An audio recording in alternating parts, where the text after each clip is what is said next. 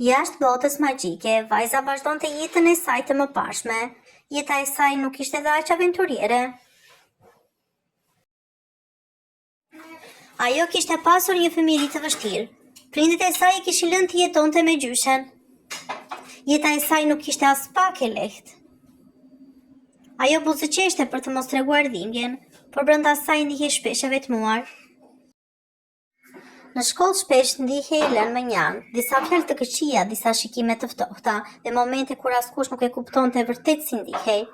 Në shkollë, situata nuk ishte më e lehtë, disa fëmijë ngasmonin dhe e bullizonin. Duke i kujtuar vazhdimisht se prindët e saj nuk ishin pranë. Një ditë, ndërsa vajza po ecte e vetme pas shkollës, rastisht pa disa nga shoqet e klasës saj. Ato filluan të qeshnin dhe ta përqeshnin si zakonisht, duke i thënë fjalë që i godisnin fort zemrën.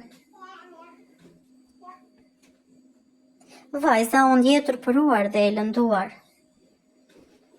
Pa thënë asnjë fjalë, ajo u kthye dhe filloi të vrapoj. Lotët i rrithnin pa u ndalur, ndërsa ajo largohej gjithnjë e më shumë nga zhurmat e tyre. Derisa arriti në një park të qetë.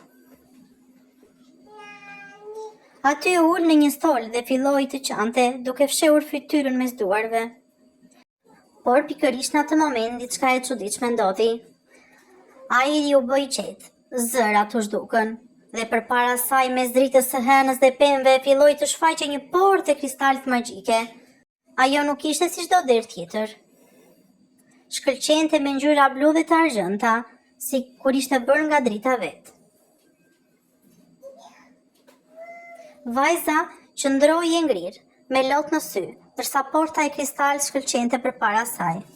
Një zë i butë pothuajse i padëgjueshëm u dëgjua nga brenda saj.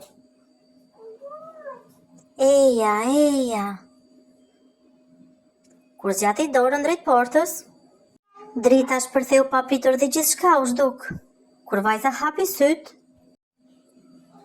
historia vazhdon. Na ndiqni në episodin tjetër. Për më shumë video, ju lutem na bëni subscribe.